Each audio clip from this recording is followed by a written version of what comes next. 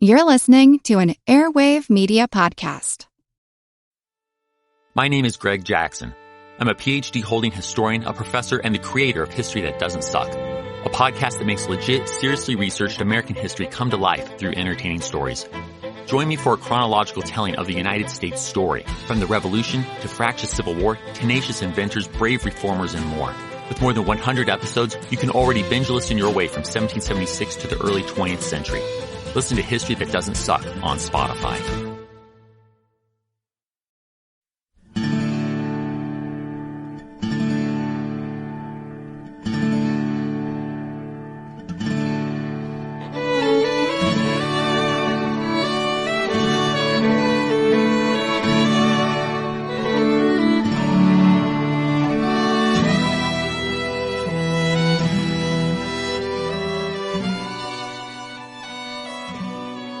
Hey everyone, welcome to the 43rd episode of our Civil War podcast. My name is Rich. And I'm Tracy. Hello y'all, welcome to the podcast. In the last episode, we followed a bit of a rabbit trail into the future to see what happened to Arlington, the home of Robert E. Lee and his family. So we hope y'all enjoyed that show. And this time we return to Virginia, where we'll start off once again in the northeast part of the state near Washington, D.C., but then we will end this episode out in the western part of the state, in the section that eventually splits off and becomes West Virginia. On May 28, 1861, a few days after Union forces secured that foothold on the Virginia side of the Potomac River across from Washington, D.C., Brigadier General Irvin McDowell crossed the river to formally assume command of the Department of Northeastern Virginia. While the Federal soldiers drilled and also labored at building the line of fortifications that would protect the approaches to the capital city, McDowell went to work organizing the regiments of his growing army into 3 brigades. To command them, he selected regular Army Colonels Samuel Heintzelman, Charles P. Stone, and David Hunter, all of whom had previously outranked him. McDowell was also a regular Army officer, but he'd recently been promoted. He had jumped straight from Major to Brigadier General. Exactly. And we should maybe explain why on the podcast we keep talking about regular Army officers and about soldiers in the regular Army. So, with the buildup of Union forces at the start of the war, the regular U.S. Army was expanded, but it still remained relatively small compared to the huge number of volunteer soldiers from each northern state who signed up to fight. And the volunteer soldiers from every northern state, such as those who fought in the 1st Minnesota or the 20th Maine or the 11th New York or what have you, they remained just that, volunteer soldiers. They signed up for 3-month or 3-year enlistments, but they were still essentially citizen soldiers. And at the end of their enlistments or the end of the war, they would take off their uniforms and return to civilian life. But soldiers who volunteered for the regular Army usually planned on making it their full-time job, so to speak. I think enlisted men in the regular Army signed up for 5 years at a time. But, so for instance, at 1st Manassas, which we'll get to eventually, the Union Army there had a battalion of regulars amongst the many volunteer regiments. And then with officers, there was also a distinction between those who held commissions in the regular Army and those who held volunteer commissions. Those officers who held commissions in the regular U.S. Army before the war were professional soldiers, usually graduates from a military academy, West Point being the most common. But then during the war, commissions in the regular Army, because they were considered superior and held more prestige than volunteer commissions, but commissions in the regular Army were also given out as rewards, I guess is the best word, to men who weren't necessarily professional soldiers, but who proved exceptionally competent as leaders, or else less exceptionally for politically expedient reasons. So anyway, we just wanted to make sure everyone understands that in the Union Army, there was a distinction between regular Army units and volunteer formations, and between officers who held commissions in the regular Army and those who held volunteer commissions. That might be a bit confusing, but we hope it made some sense. All right, well, let's get back to northeastern Virginia in May 1861. As federal strength grew around Alexandria, reconnaissance patrols were sent out into the countryside to probe the Confederate defenses. Of special interest was the line of the Orange and Alexandria Railroad, which ran west from Washington for 30 miles and then connected with the Manassas Gap Railroad at the small burg of Manassas Junction. We'll talk about it in more detail later on, but beginning right here, you guys should always keep in mind that during the Civil War, railroad lines often assumed great significance during military campaigns. And during the Civil War, and indeed in all wars, logistics, that is the work of moving your armies and of keeping your armies supplied, logistics was critically important, and the transportation of supplies was the most difficult of all logistical matters. In other words, how you got supplies to your army was something you always needed to be concerned about. You see, back in the olden days when the Civil War was fought, transportation of supplies by wagon was really an enormous undertaking. For example, just considering the horses and mules you would use to pull the wagons that would haul supplies to your army, well, each horse required 14 pounds of hay and 12 pounds of grains per day, and each mule required 14 pounds of hay and 9 pounds of grains per day. So you would have to be hauling tons of feed for your transport animals besides the supplies you were taking up to your army. And all of that's to point out that transport of supplies by water or rail was much more efficient, and that's why it was used whenever it was possible. And so as we'll see all throughout our discussion of the war, rivers and rail lines assumed critical strategic significance. And not just because you could more easily move supplies along them, but also, of course, because you could use them to transport troops from point to point. And so that's why the Orange and Alexandria Railroad's connection with the Manassas Gap Railroad at Manassas Junction was vitally important, because the latter line connected the Shenandoah Valley with northeastern Virginia. The Manassas Gap Railroad was not only allowed for the transportation of supplies from the fertile breadbasket of the Shenandoah Valley, but it also allowed Confederate forces to rapidly shift eastward or westward in northern Virginia and concentrate wherever the Union threat was greatest. And as we'll see later on, this is exactly what happens in July at the First Battle of Manassas. But for now, in late May 1861, both sides could read a map, and so they realized everything we've just been talking about. And so everyone knew that the Orange and Alexandria line would inevitably be the axis of advance for a Union army marching southward from Washington. And the objective of such a Union army would clearly be Manassas Junction, because by capturing that point, the Union army would cut the important Confederate rail connection with the Shenandoah Valley. And so that finally brings us back to the Federal Army steadily growing in strength around Alexandria and the reconnaissance patrols being sent out into the countryside of northern Virginia to probe the Confederate defenses. Those Confederate defenses received their first test when one such Union patrol, a 75-man force of regular Army cavalrymen and dragoons commanded by Lieutenant Charles Tompkins, trotted west along Fall Church Road on May 31st.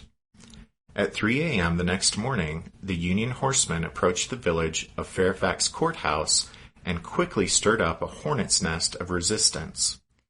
Fairfax Court House was 14 miles northeast of Manassas Junction and about the same distance west of Alexandria. The village was defended by the Virginia militia of the Prince William Cavalry and the Warrenton Rifles.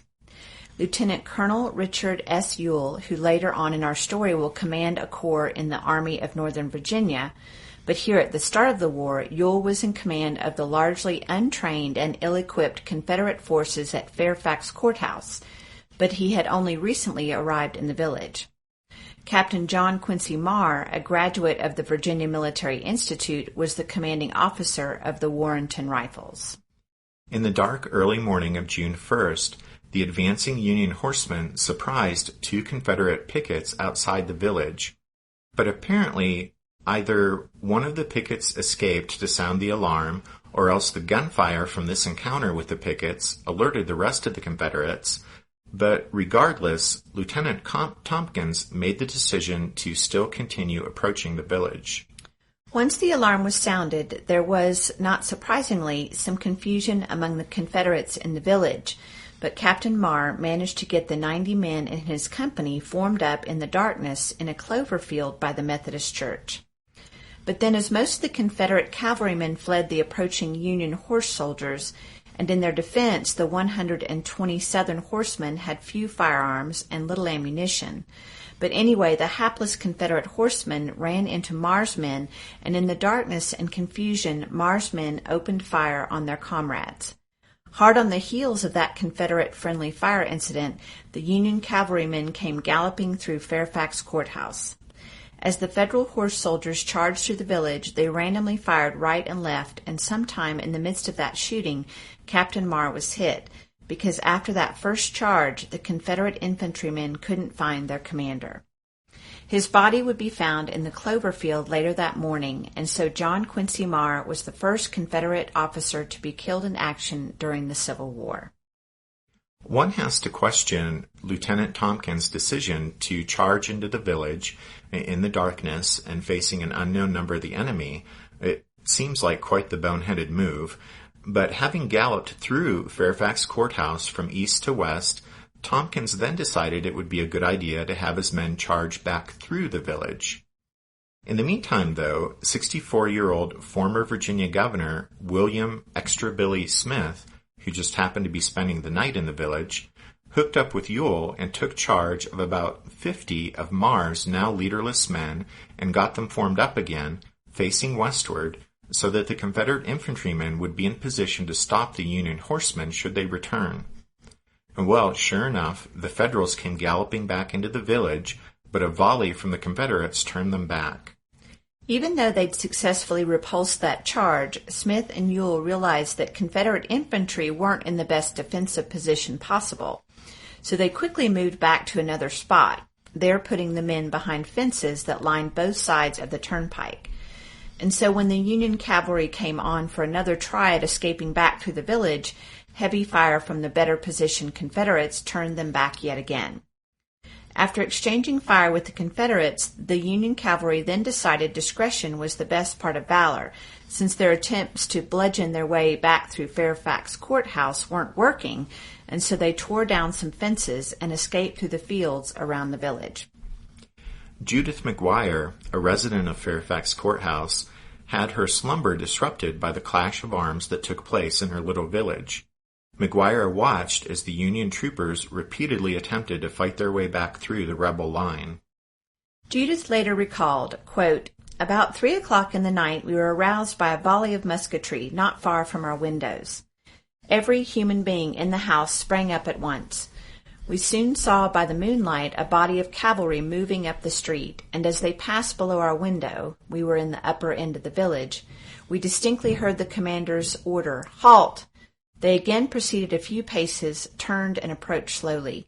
In a few moments there was another volley, the firing rapid, and to my unpracticed ear there seemed the discharge of 1,000 muskets.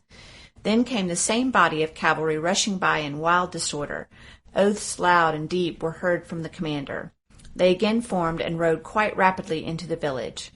Another volley and another, then such a rushing as I never witnessed.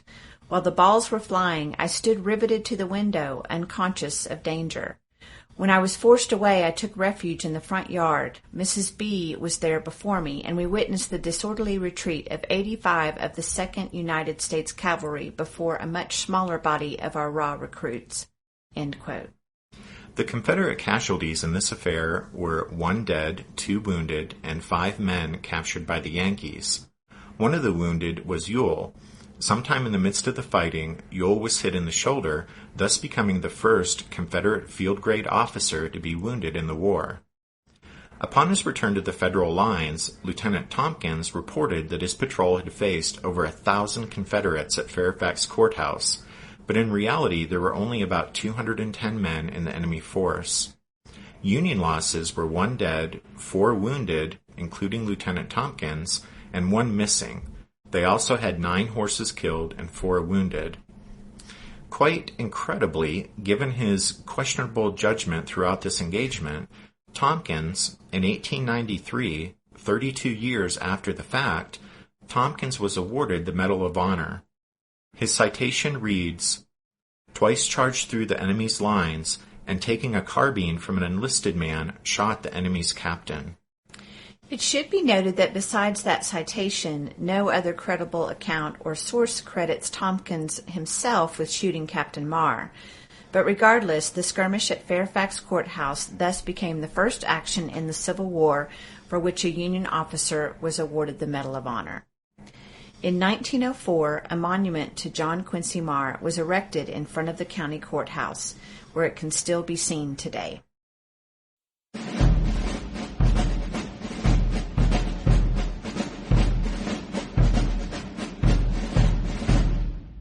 Did archaeologists discover Noah's Ark? Is the rapture coming as soon as the Euphrates River dries up? Does the Bible condemn abortion? Don't you wish you had a trustworthy academic resource to help make sense of all of this?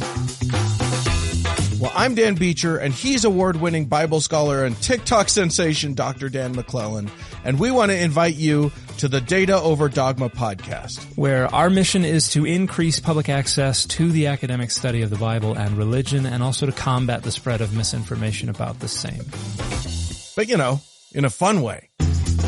Every week we tackle fascinating topics, we go back to source materials in their original languages, and we interview top scholars in the field. So whether you're a devout believer, or you're just interested in a clear-eyed, deeply informed look at one of the most influential books of all time, we think you're going to love the Data Over Dogma podcast, wherever you subscribe to awesome shows.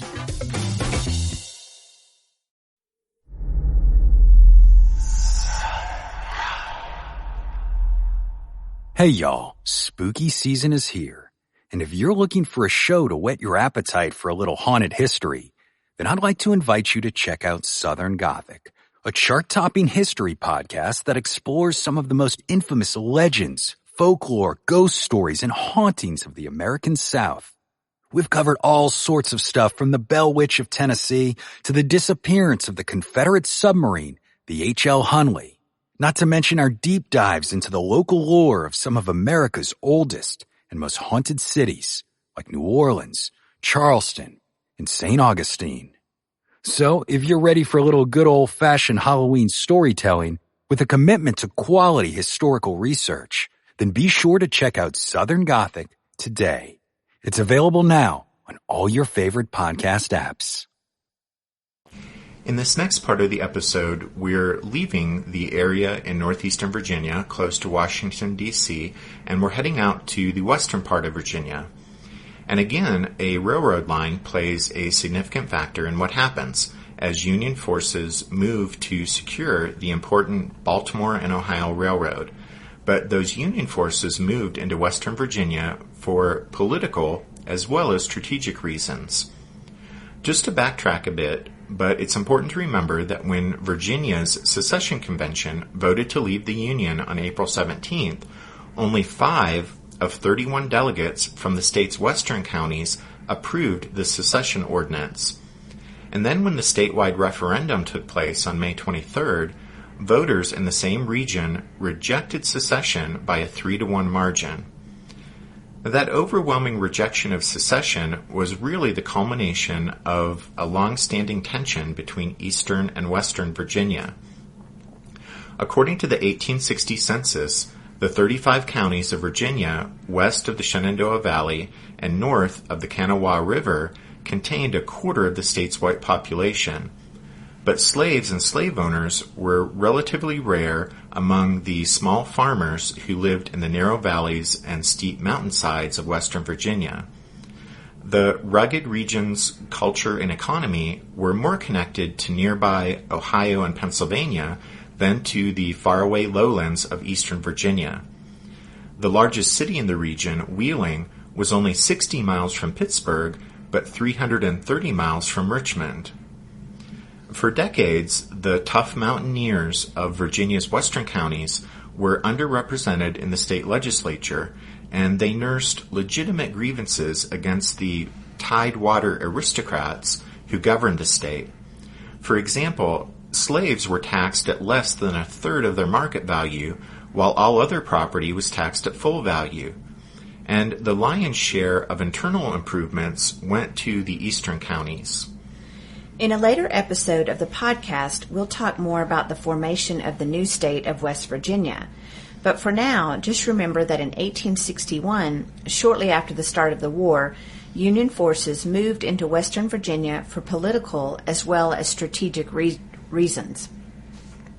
Governor William Dennison of Ohio was particularly keen for Union forces to go to the aid of those Unionists in Western Virginia, especially since doing so would push the border of the Confederacy away from southeastern Ohio. Like many other northern states, Ohio raised more regiments than called for in Abraham Lincoln's April 15th proclamation.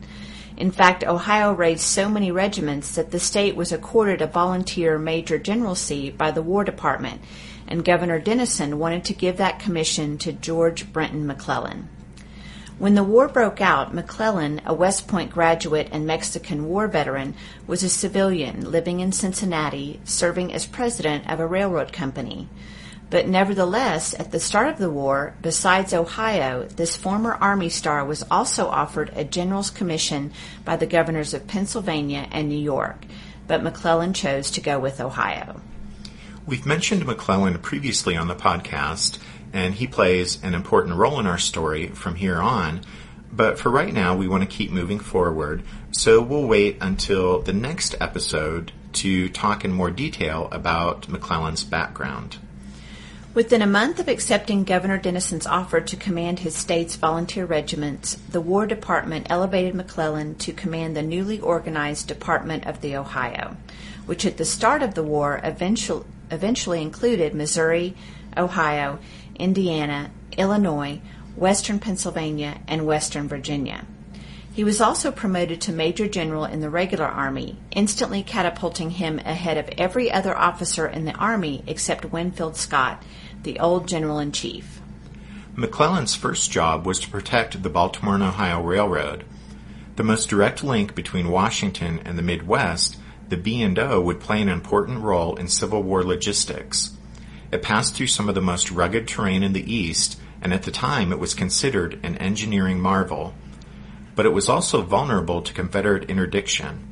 In May 1861, the Confederates at Harper's Ferry had already cut the railroad, while rebel militia in northwest Virginia occupied the important rail hub at Grafton and burned bridges along the line west of there. For McClellan, the threat to the vital Baltimore and Ohio was the trigger that caused him to invade northwestern Virginia. On May 26th, McClellan ordered units from his command, along with 2 Unionist Virginia regiments, to carry out an operation designed to secure the B&O rail line in northwestern Virginia. The initial objective of the operation would be the Baltimore and Ohio junction at Grafton, 60 miles south of Wheeling. And so in response to McClellan's orders, on May 27th, Colonel Benjamin F. Kelly led his 1st West Virginia Regiment and parts of the 2nd West Virginia southeast from Wheeling, following the rail line, repairing bridges as he went. And just a note, but for ease of reference, we'll refer to the 2 Unionist Virginia regiments as the 1st and 2nd West Virginia regiments. Right. But anyway, Kelly and his 2 West Virginia regiments was supported in his advance from Wheeling by the 15th Ohio and the 16th Ohio. Meanwhile, another column, made up of the 14th and 18th Ohio regiments, crossed the Ohio River downstream at Parkersburg and marched eastward, advancing on Grafton following the line of the Northwestern Virginia Railroad. Over on the Confederate side, Colonel George A. Porterfield, a VMI graduate, quickly learned of the Union advance and decided to withdraw his small command from Grafton. Porterfield had been sent west to Grafton by Robert E. Lee, who confidently predicted that Porterfield would be met by 5,000 recruits eager to enlist in the Confederate Army. With those recruits, as well as militia companies from nearby counties, Porterfield was to secure the B&O line north to Wheeling and also the Northwestern Virginia Railroad line that ran west to Parkersburg. But Lee's optimistic estimate in no way matched the reality that Porterfield found in northwestern Virginia. As we've already mentioned, enthusiasm for secession in the region was at best lukewarm, and so Porterfield found that only a handful of recruits and militiamen answered his call to arms. The recruits showed up unarmed and untrained, and of course, and even most of the militia who appeared had no arms except for what they might have brought from home, and little or no military training. One company of local militia, a cavalry unit, had 40 sabers and 1 pistol. Another cavalry company had no arms, but was inordinately proud of its, quote, real good tents, end quote. Later, Porterfield reported that on the day his command was attacked at Philippi, it numbered 600 infantry and 173 cavalry. This was the force with which he had been expected to hold over 200 miles of militarily vital railroad track. After learning that Union troops were on the move, Porterfield knew his small ragtag command had absolutely no hope of holding Grafton, so he wired Richmond and reported that he was moving back to Philippi, 15 miles to the south, where he expected reinforcements and supplies. And so Colonel Kelly and his column of Union troops, the force that had advanced from Wheeling, entered Grafton on May 30th and occupied the place without firing a shot. That day, the other Federal column, the one advancing from Parkersburg, camped near Clarksburg, west of Grafton.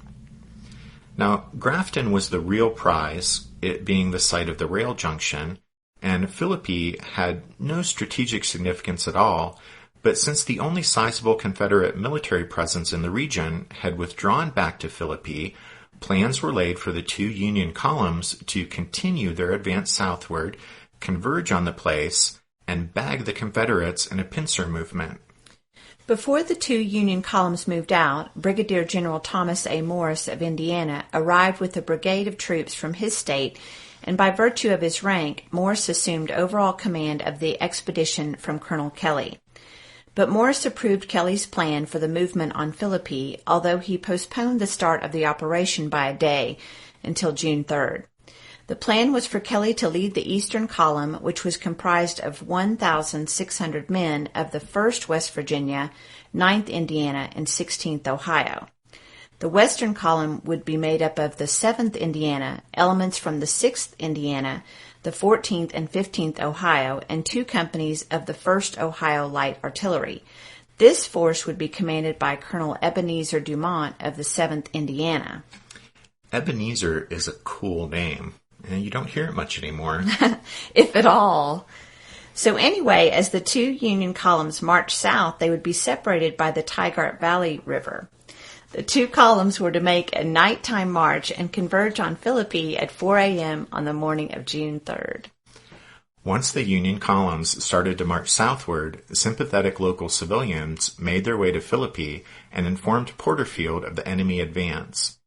Forewarned, Porterfield conferred with his staff on June 2nd, and it was agreed that the Confederate force would withdraw again, this time to Beverly, about 30 or so miles farther south, where Porterfield, eternal optimist that he was, again hoped to find reinforcements and supplies. So preparations for the march to Beverly were completed, but the order to move out wasn't given. Porterfield had decided to delay the march until the next morning. Well, that night, the night of June 2nd, June 3rd, the drenching rain was so uncomfortable that the green and undisciplined Confederate pickets left their posts without permission and sought drier and warmer accommodations. And so, as over 3,000 Federal troops marched through the dark and stormy night, converging on Philippi, the Confederate force there was about to be caught with its pants down. An officer at the house being used as the Confederate headquarters looked out a window into the darkness and pouring rain, and exclaimed, "Hell, any army marching tonight must be made up of a set of damned fools."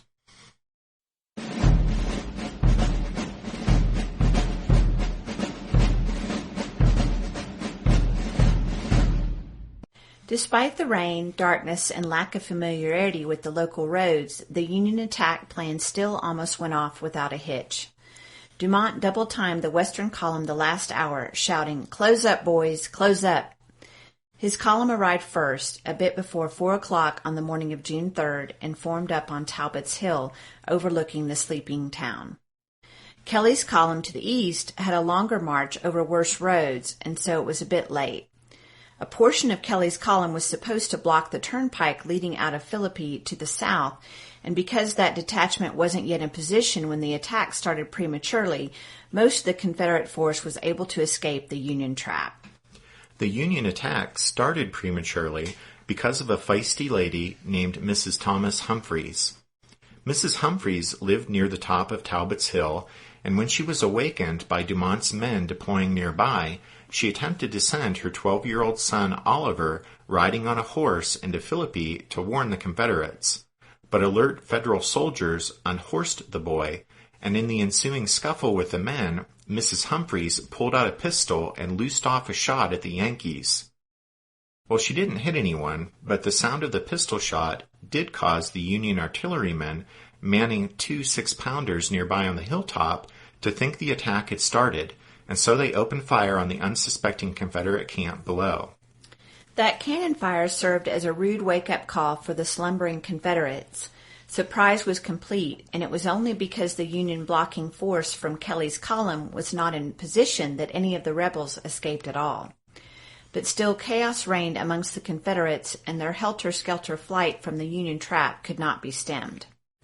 In spite of Porterfield's personal bravery and his efforts to rally his command into some semblance of disciplined order, the Confederates fled in confusion, abandoning weapons, tents, and supplies as they ran out of town on the road toward Beverly.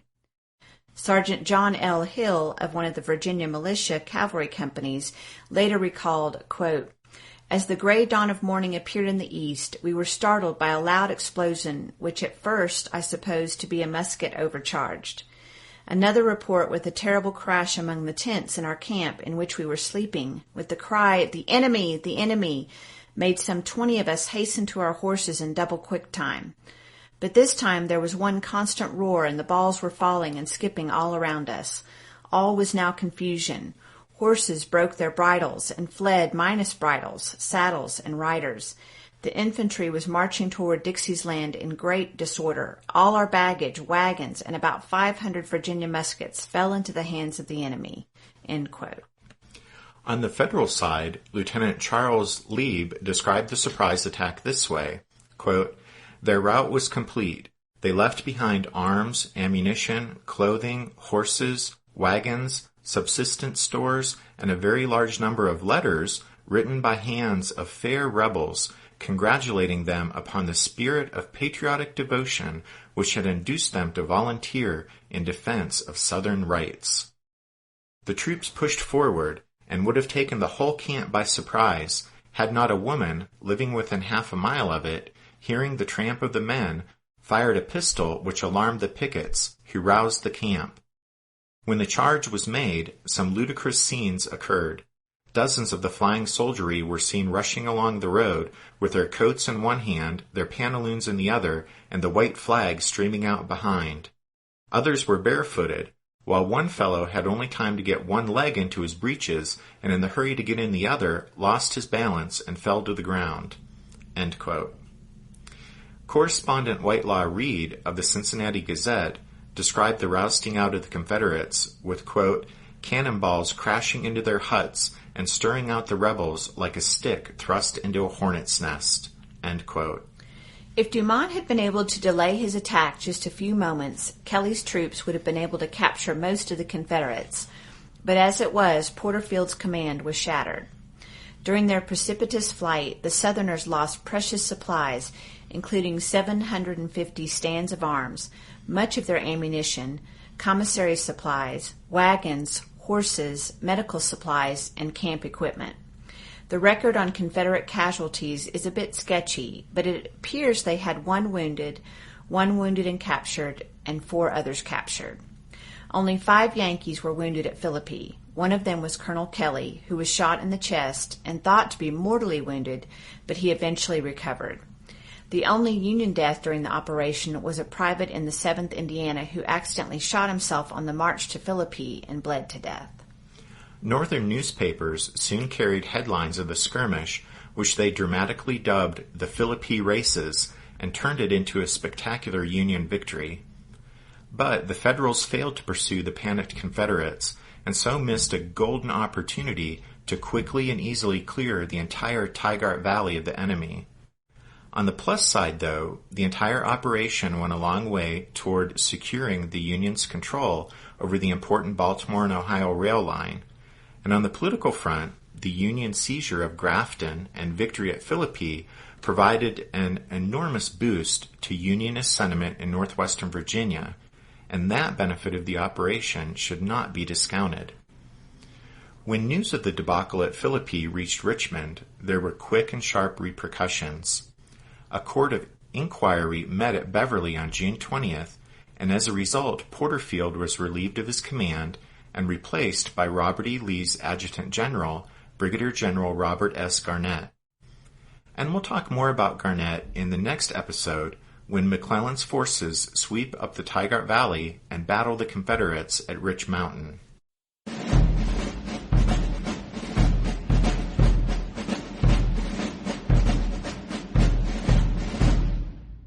These small-scale clashes and skirmishes at the beginning of the Civil War would hardly have garnered much notice at all if they had taken place later on in the war, when butchery was taking place on a large scale in monumental battles and campaigns.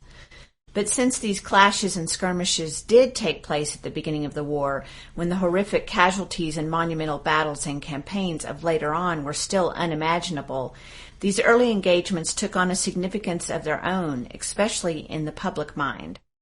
And of course, to those who took part in them, these first clashes were notable and of great consequence on a personal level. A great example of this can be found at Philippi, where an 18-year-old Confederate soldier named James Edward Hanger was wounded by one of the first Union cannonballs fired from up on Talbot's Hill. Hanger had been an engineering student at Washington College, now Washington and Lee University, but he left his studies to join 2 of his brothers who had already enlisted in the Confederate cavalry. James had only arrived in Philippi on June 1st, and just 2 days later, on the morning of June 3rd, he was standing guard outside a barn that his cavalry unit was using as a stable when the Union attack started. Just after he rushed into the building, seeking protection from the incoming fire, a cannonball crashed through the wooden wall of the barn and smashed into James' leg. Lapsing in and out of consciousness, James was eventually discovered by the victorious Union soldiers. And then, for nearly an hour, Dr. James Robinson, a Union doctor, labored to amputate Hanger's leg at mid-thigh. It was the first amputation performed by a Union doctor during the Civil War. Despite the incredible loss of blood and unsanitary field conditions, James survived the amputation. As a prisoner of war, he convalesced under the care of Union doctors and nurses, and he was fitted with the standard artificial leg of that day, basically just an awkwardly fitting, heavy piece of wood. But then after 2 months in captivity, he returned home after a prisoner exchange, and he retreated to his room, emerging 3 months later in the fall of 1861. As he walked down the stairs, his surprised family saw that he had designed and built his own artificial leg. Whittled from barrel staves, it incorporated a double-articulated extending knee, and the world for him and other amputees would never be the same. By custom fitting a prosthesis to make it more comfortable and designing it to restore natural functioning as completely as possible, Hanger created an artificial limb clearly superior to all others. James was commissioned by the Confederate government to make artificial limbs for other wounded soldiers. Originally based in Richmond, Virginia, Hanger's company grew rapidly, both during and after the Civil War. By 1888, the company had moved to Washington, D.C. and had branches in several other U.S. cities. World War I created the need for quality prostheses in Europe, and so Hanger's operations were expanded overseas. By the time of his death in 1919, James Hanger's company had branches in London and Paris. Today, Hanger Orthopedic Group is the world's leading provider of prosthetics and orthopedics. One Hanger patient is Aaron Ralston, the hiker who became famous in 2003 after he amputated his right arm with a pocket knife to free himself from a fallen boulder. His story was made into the 2010 movie 127 Hours. Another Hanger patient is Winter, a bottlenose dolphin who lost her tail after she became entangled in a rope attached to a crab trap off the coast of Florida. Her story was made into the 2011 movie Dolphin Tale. Today, Winter lives at the Clearwater Marine Aquarium in Clearwater, Florida, and she swims normally with her silicone and plastic tail. And so, the extraordinary experience of a young Confederate soldier grievously wounded at Philippi, one of the Civil War's first clashes, has impacted the lives of millions of people over the last 150 years. Well, the lives of millions of people and one very special dolphin.